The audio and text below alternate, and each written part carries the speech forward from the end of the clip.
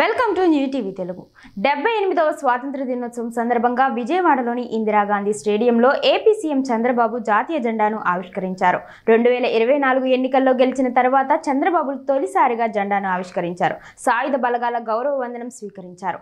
అంతకుముందు ట్విట్టర్లో చంద్రబాబు రాష్ట్ర ప్రజలకు 78వ స్వాతంత్ర దినోత్సవం సందర్భంగా దేశ ప్రజలకు చంద్రబాబు శుభాకాంక్షలు తెలిపారు.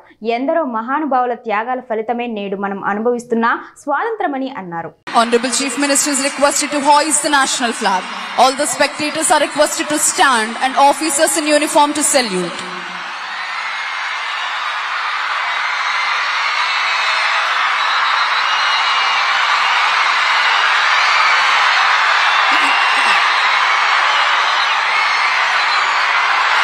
Parade!